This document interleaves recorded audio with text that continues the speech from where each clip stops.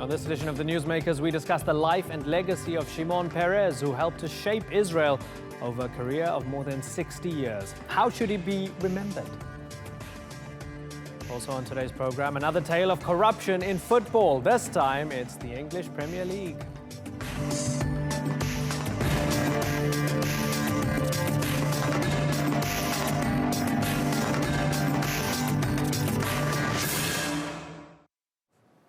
Hello and welcome to the Newsmakers with me, Imran Garta. In the words of US President Barack Obama, Shimon Peres was the last of the founding generation of Israel. Obama was speaking at Peres' funeral, an event which brought together dozens of world leaders and foreign dignitaries, including the Palestinian President Mahmoud Abbas. Obama hailed Peres as a visionary statesman who never saw his dream of peace fulfilled. But is that reputation entirely deserved? Our newsmaker today is Shimon Peres as we debate his life and his legacy.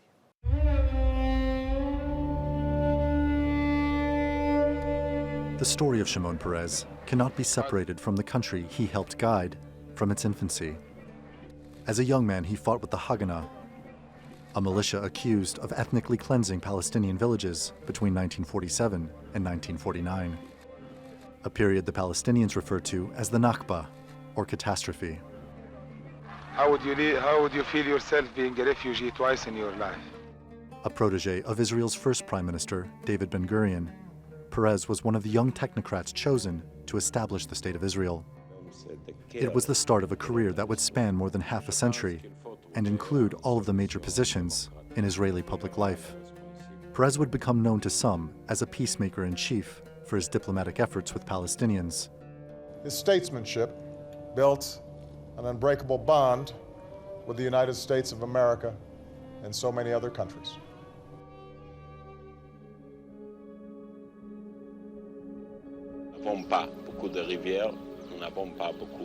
Shimon Peres spent the first half of his career building Israel into an unrivaled regional military power.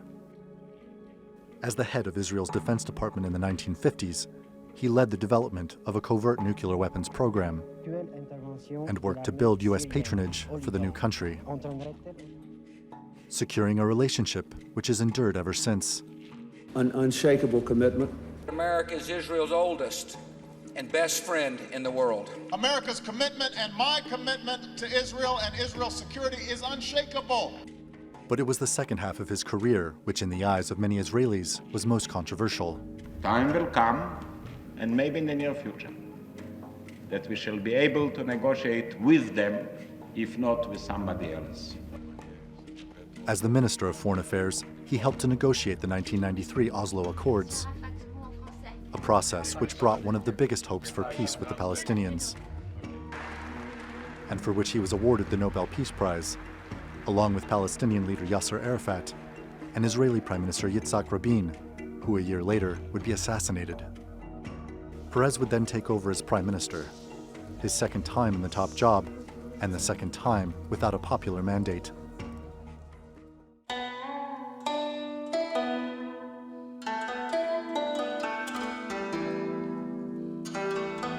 Shimon Peres was at the helm of the Middle East peace process for decades. And yet, a resolution to the conflict appears as far off as ever, leaving Peres' legacy as a peacemaker in question. He was accused of ordering an operation which killed more than 100 civilians in Lebanon when he was Prime Minister in 1996, an incident known as the Qana Massacre. And throughout his career, he supported the expansion of settlements on Palestinian lands in the West Bank, illegal under international law. He also consistently backed the blockade on Gaza, along with 3 major Israeli offensives on the Strip, which killed thousands of Palestinians. Shimon Peres served as Israel's president from 2007 to 2014, rounding off his career in public life that lasted until he was in his 90s. His last diplomatic achievement was cloaked in secrecy, but he was credited with blocking the Netanyahu administration's plan to launch a preemptive strike against Iran's nuclear installations. Shimon Peres had hoped to transform the region through technological and economic cooperation, a new Middle East modeled on the European Union. But he did manage to help shape a country, the last surviving leader of Israel's founding generation. Randolph Nogel, The Newsmakers. Well, joining me now from West Jerusalem is Dr. Alon Liel. He's a retired ambassador and former Director General of Israel's Foreign Affairs Ministry.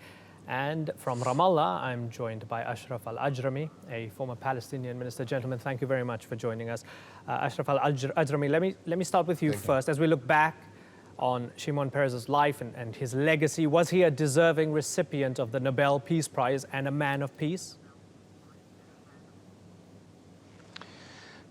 Because of his vision to see a new Middle East and to have a peaceful agreement with the Palestinians, and starting with the Oslo Accord, I think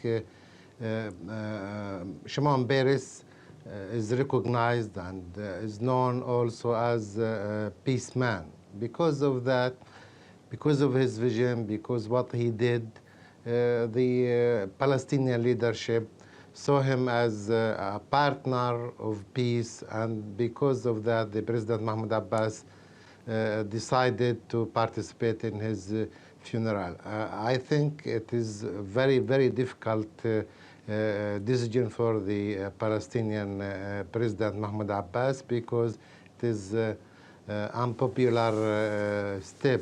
The majority of the Palestinian people sees Shimon Peres as one of the responsibles of the crimes done against the Palestinian people from before establishing the the state of Israel, and after that, and the occupation of 1967 and the building of the Israeli army, everything related to the what the Israeli forces did for the Palestinians, and also he was responsible of the Qana massacre 1960. Sure. Let me take that. So let me take that, Mr. Ajrami. The Qana incident, the Qana massacre of 1996. Let me pose that to Alon Liel. Is Shimon Peres' legacy forever tarnished by the deaths of those 106 people? I don't think it is seen like this in the eyes of the Israelis, and I don't think it is seen like this in the eyes of the world. Obviously, in the Arab world and among the Palestinians, this captures a more place in the legacy, but not around the world. I think Shimon Peres, with whom I worked for many years together in different periods of time, in good times and in bad times, got the world recognition as a result of the peace process, the breakthrough of the peace process, the Oslo process. This brought him the Nobel, this brought him world recognition, this changed the status of Israel among the nations. And you know, he did many things before for the security of Israel and also on the settlements. But I think what will be remembered is his effort toward peace. And as you know, this has not been concluded yet. Sure. We don't know how this story, this beginning will end. Sure, and I don't want to belabor the point, but I do want to just stick with Qana for just a moment, because there was an interesting piece from Robert Fiske where he said, when the world heard that Shimon Peres had died, it shouted peacemaker, but when I heard that Peres was dead, I thought of blood and fire and slaughter. I saw the babies torn apart, shrieking refugees, smoldering bodies. It was a place called Qana, and most of the 106 bodies, half of them children, now lie beneath the UN camp where they were torn to pieces by Israeli shells in 1996. They were, of course, sheltering in a UN compound. So I ask you again, we look at it from a holistic perspective. This was a man who wanted a two-state solution. Yes, on the record, he wanted peace with the Palestinians.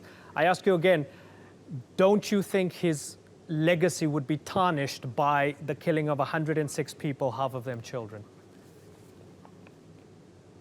If you think me, not at all. This region is a bloody region. We fought many, many wars. Shimon Peres had many, many positions. He was prime minister, he was minister of defense, the Israel went through many, many wars, many casualties on many sides, and it's still going on. Look what's happening in Syria. Look what's happening all around. This incident will not be dominant in the memory of Shimon Peres.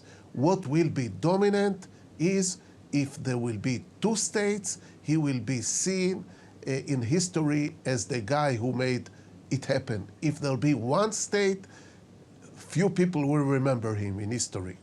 Ashraf Ajami, do you believe that he was serious about peace, given that he supported settlements in the West Bank? Do you believe that he was dead serious about wanting peace? Yeah, I think he was serious, but unfortunately he couldn't implement his vision, especially because the lack of power, political power in the Israeli political map. Even after the assassination of Yitzhak Rabin, Peres had the opportunity to go ahead and to reach an agreement between the Palestinian leadership and the Israeli government, but he hesitated and he preferred to go to elections to have the mandate from the Israeli people, and after that to go to peace process. But he didn't get this mandate, and he wasted a very precious opportunity to have a solution. After that, he hadn't the opportunity again to go ahead in the peace process, and the whole process was stopped after the assassination of Yitzhak Rabin and the change in the Israeli political map after the winning of Benjamin Netanyahu as Prime Minister of Israel. Because of that, there is the Palestinian people sees Shimon Peres just a peace-talking man, not peace-making man. But is that what you believe, Mr. Ajrami? I believe he is a serious man, and he wants to have a peaceful agreement, but his personality as a leader, all the time he hesitated. He didn't became the first leader in Israel to have a decision like Yitzhak Rabin, or maybe like Sharon, or maybe like Olmert and other. The personality of Shimon Peres is related to hesitating personality. That's really fascinating that you say that, because Alon Liel, in Peres' biography, the writer Amos Oz wrote, his greatest weakness is the unquenchable thirst for love. If he goes to meet with a group of settlers, he needs them to love him. If he meets with a group of post-Zionist radicals, he needs them to love him too. Sometimes the two meetings happen on the same day.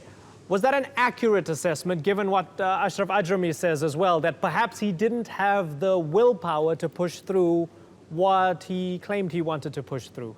What do you think? Yeah.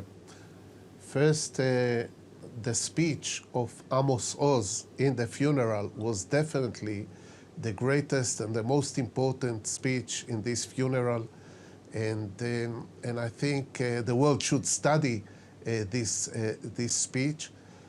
I agree with Ashraf that in the last decade, Shimon Peres didn't have the political power to push forward the idea of two states and peace with the Palestinians.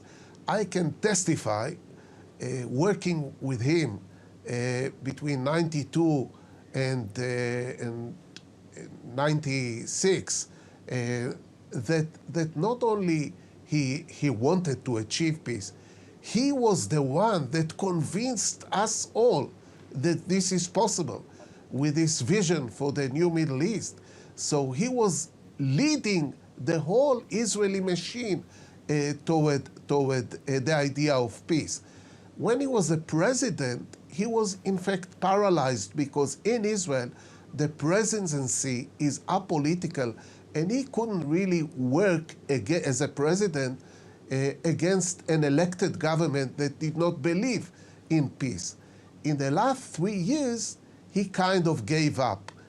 In a way, I think, surrendered, because he was a very popular figure in Israel by then. And I think to go and speak about peace in the last 3 years would be the end of his popularity. And he decided to stay out of this game, unfortunately. Right, and you're mentioning, you know, some of the more recent history. I want to go back again, just a bit further back, because as we know, you know, he was an old man. He had a long history, multiple roles that as you had mentioned. He was the defense minister for a long, long time. And looking back at the record, he had a role in the development of Dimona and nuclear weapons, what many call a strategic deterrent for Israel in the region. He worked very closely in the 1970s as defense minister with apartheid South Africa, for example. They were no friends of freedom or democracy. They were notoriously anti-Semitic in many ways. He was a pragmatist as a politician, but do you think that he made mistakes? And working with apartheid South Africa, for example, was a mistake. Do you believe that was a mistake? Whom are you asking? I'm asking you, Mr. Liel. Okay. I think the years in which we had the alliance with South Africa, supplying weapons, training the South African army, building the South African military industries, was a mistake, of course. People who did it said we didn't have a choice because the two states, Israel and South Africa, were the pariah states and needed each other and so on. Looking back, it was a mistake, but it was later corrected and by Yitzhak Rabin and Shimon Peres. Shimon Peres was the foreign minister who appointed me the ambassador to Mandela. So I know what the policy was when I was sent, and the policy was democracy in South Africa. So in a way, even Mandela forgave Rabin and Peres with one condition, that there'll be freedom to the Palestinians. And Mandela, I had hours with him about this topic. He said, as long as the Palestinians will not get the freedom, we will not be free here in South Africa, and it's in your hands, in the hands of Rabin and Peres. And when the Oslo process started moving, Mandela encouraged it and looked only forward. So in a way, the mistakes in South Africa, I think, were partially corrected by Oslo, and even Mandela saw it like this. Alon Liel and Ashraf Al-Ajrami, gentlemen, it's been a pleasure having you on the program. Thank you very much for joining us.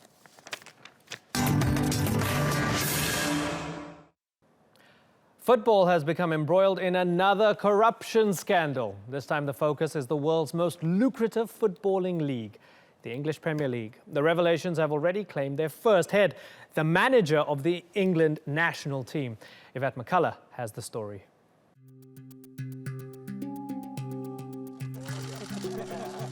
A spectacularly fast fall from grace. Just one game as England's manager, and Sam Allardyce has had to leave the pitch, red-carded and red-faced. On reflection, silly thing to do, but just to let everybody know, I sort of helped out what was somebody I'd known for 30 years. And unfortunately, it was an error in judgment on my behalf, and I paid the consequences. Allardyce resigned after an undercover investigation by the Daily Telegraph newspaper. A reporter posing as a representative of a fictitious Far East firm caught him on camera giving advice on how to get around Football Association rules on player transfers. You know, entrapment is one on this occasion, and I have to accept that. The Telegraph's investigation accuses 8 current or former Premier League managers for receiving so-called bungs for player transfers.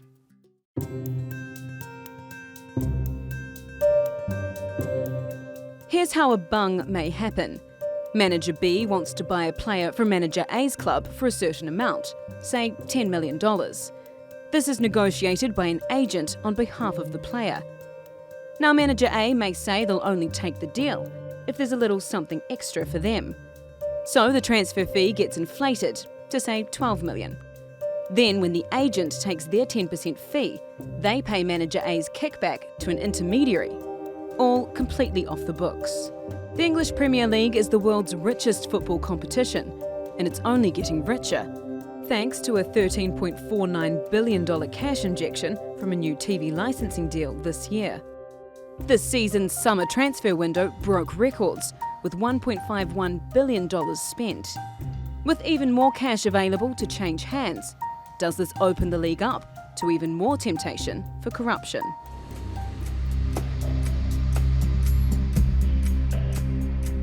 This is the latest corruption scandal to hit professional football. The sports world governing body FIFA has been hit by one scandal after another, involving those at the highest level. And this is a major blow for England's Football Association, which had positioned itself as a body that was the future and integrity of the game.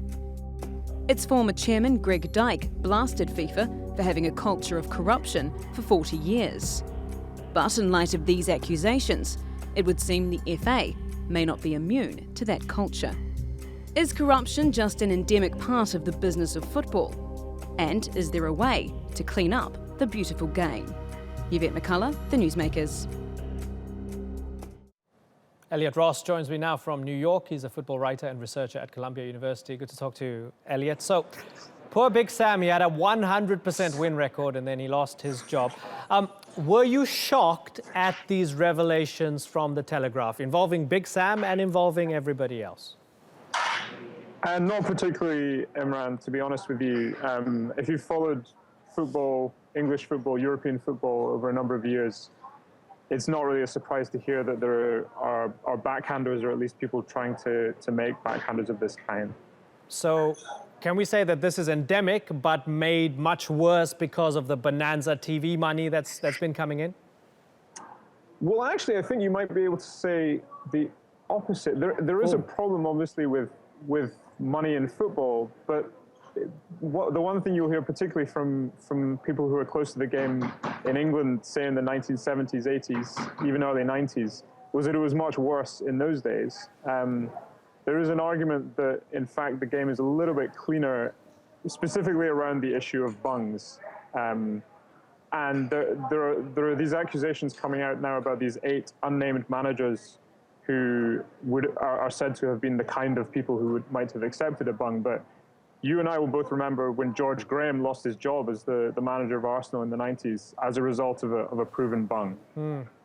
Oh, that's fascinating. That's a fresh perspective, because we'd had this idea that it's just getting worse. Are you convinced that we've crossed this threshold, right? That might be the crucial difference between, say, arrogant men just sort of shooting off their mouths after a couple drinks, being slightly entrapped by these journalists, and actual criminal activity taking place? Or is it a murky sort of gray area in between?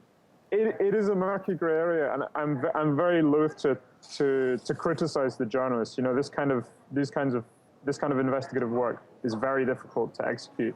And I think what they've shown is that what they've illustrated is a certain kind of culture that still exists within the game.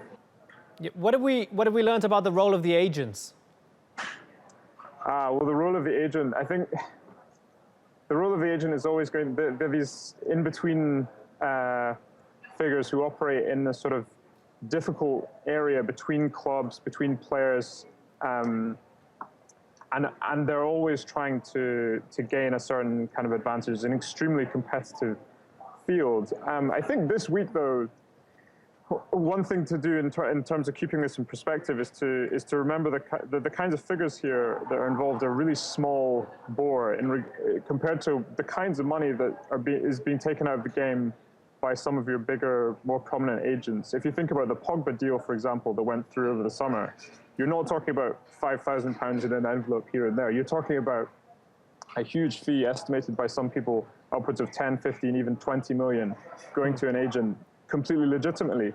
And that's why I say that although there's a debate going on right now about transparency, I think there's a bigger issue here about commercialization and money in football in general and how to manage this at the kind of broader level. I don't think transparency would really make football and its relationship to money really any more edifying. Right. And compare this finally for us, Elliot, to the FIFA bribery and corruption scandal. How does this compare and relate to that? And well, the thing that it immediately reminds me of is the fact that from a fan's perspective, none of this matters a great deal. People were always wondering whether these succession of FIFA scandals were going to poison the game and make people kind of disillusioned with it and less interested. The thing that football administrators, whether they're straightforward and honest or whether they're on the make, have that's hugely in their favor is they have this product which people just can't shake their interest in and their addiction to. So will it affect the Premier League? I would say unlikely in terms of the appeal that it has around the world. People watch the Premier League not in order to know that they're engaging in some kind of like ethical, transparent culture, but in order to be entertained. Yeah. Yeah. And I suspect that isn't going to change anytime soon. Yeah, that hunger is not going to go away. Elliot Ross, great to talk to you. Thanks so much. You've been watching this edition of the Newsmakers with me, Imran Garda. Thank you for watching. See you soon. Bye-bye.